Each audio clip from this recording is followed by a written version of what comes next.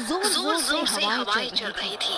तभी तभी railway railway station station पर पर एक ट्रेन ट्रेन आकर आकर रुकती है, रुकती है, जिसमें जिसमें कई कई सारे सारे पैसेंजर पैसेंजर अंदर अंदर बैठे बैठे होते हैं। होते हैं।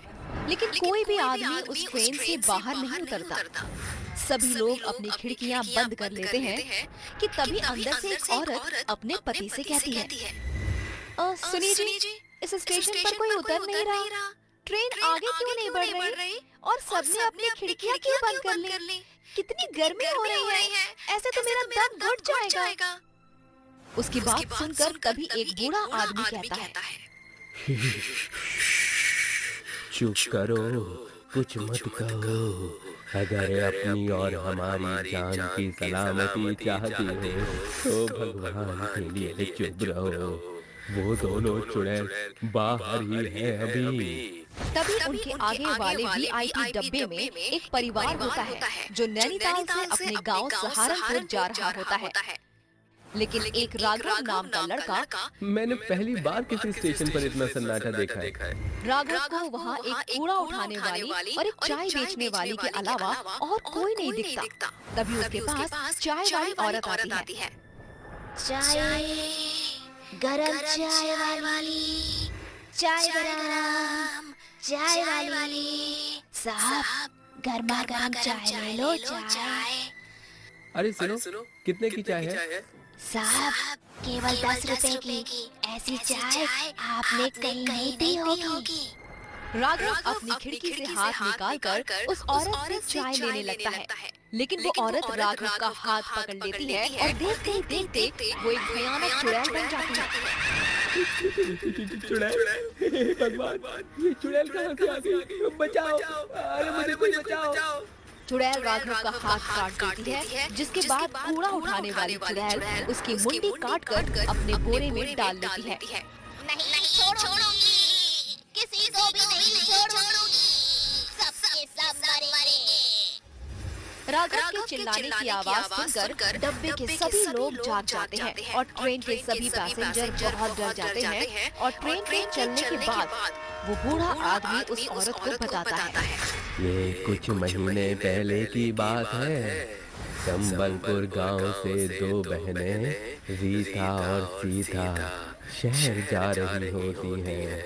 वो दोनों ट्रेन में बैठ जाती हैं, जिसके बाद ट्रेन चलने लगती है। तभी रीता सीता से कहती है, बहन, अगर चाचा ने हमें अपने घर में नहीं रखा तो हम इतने बड़े शहर में क्या करेंगे? देख बहन, हमें कुछ तो करना ही होगा, क्योंकि अब हमारे साथ हमारे माता पिता नहीं हैं जो हमारी देखभाल कर लेंगे। हमें खुद ही अपना ख्याल रखना होगा। उस स्टेशन पर एक कूड़ा उठाने वाला था और एक चाय बेचने वाला। ट्रेन के सभी पैसेंजर सो गए थे कि तभी सीता रीता से कहती है, बहन, बहुत जोरों की भूख लगी है, चलो चाय पीकर आते हैं। वो दोनों बहनें सुनसान स्टेशन पर ट्रेन से उतर जाती हैं, जिसके बाद सीता चाय लेने जाती है। वहीं रीता को प्यास लगती है, इसीलिए वो पानी पीने के लिए कूड़ा बीनने वाले से पूछती है, भाई साहब, मुझे बहुत जोरों से प्यास लगी है, क्या यहाँ पानी मिल जाएगा? कूड़ा बीनने वाला उसे बहुत ध्यान से देखता है, जिसके बाद वो उससे कहता है, उस कमरे में पीने के पानी की टोटी लगी है, जाओ पी लो। रीता पानी पीने के लिए उस कमरे की तरफ जाने लगती है कि तभी वो कूड़ा बीनने वाला उसके पीछे पीछे आता है और कमरे का दरवाजा लगा देता है। अरे भाई साहब, ये तुम क्या कर रहे हो? दरवाजा खोलो, मुझे बाहर जाने दो। ऐसे कैसे जाने दूं? पहले वो काम तो कर दो जिसके मुझे पैसे मिले। क्या चाहते हो तुम? साफ बोलो। रीता बहुत डर जाती है। इतने में वो आदमी एक खंजर निकालता है और उसके दोनों हाथ और उसकी मुंडी काट देता है। रीता वहीं मर जाती है। उसे मारने के बाद वो आदमी चाय वाले के पास जाता है। जब सीता कूड़े बीनने वाले के हाथ में खून से लथपथ खंजर देखती है तो वो डर जाती है, लेकिन तभी पीछे से चाय वाला उसका मुंह दबाकर उसे वहीं ले जाता है जहां उसने उसकी बहन रीता को मारा था। ये तुम क्या कर रहे हो? तुमने मेरी बहन को मार दिया। सीता कुछ कहती इससे पहले उस आदमी ने उसके दोनों हाथ और उसकी मुंडी काट दी। उस दिन दोनों बहनें मर जाती हैं। उनकी मौत क्यों हुई, आज तक इस बात का पता नहीं चला। सरकार ने भी उन दोनों बहनों की मौत का पता नहीं लगाया। लेकिन उस दिन के बाद वो दोनों बहनें भयानक चुड़ैल बन गईं, जिसके बाद वो रेलवे स्टेशन से उतरने वाले हर एक पैसेंजर के हाथ और उनकी मुंडी काट देती हैं। लेकिन अगर ऐसे ही रहा तो वो दोनों चुड़ैल तो कई लोगों को मार देंगी। हाँ बिटिया, मैं जानता हूँ, इसीलिए मैं संबलपुर गांव से शहर जा रहा हूँ, जहाँ वे दोनों बहनें जा रही थीं। शायद वहाँ जाकर मुझे उन दोनों बहनों की मुक्ति का कोई रास्ता मिल जाए।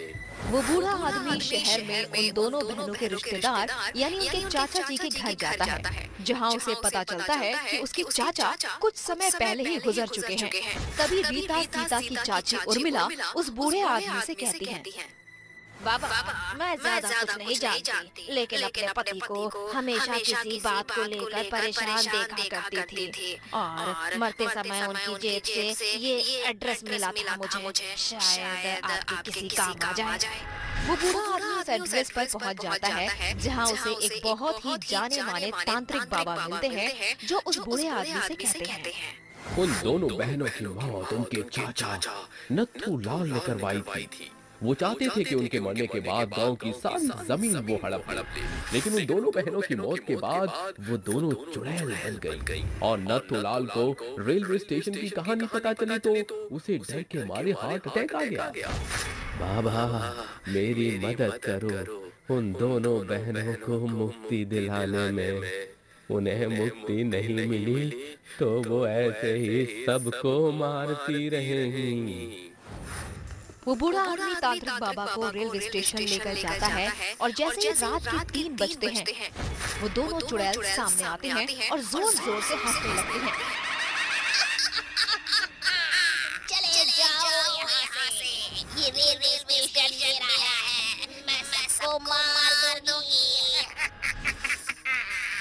हम तो तुम्हें केवल यहाँ तुम्हारी मौत का कारण बताने आए थे। क्या? हमारी मौत का कारण?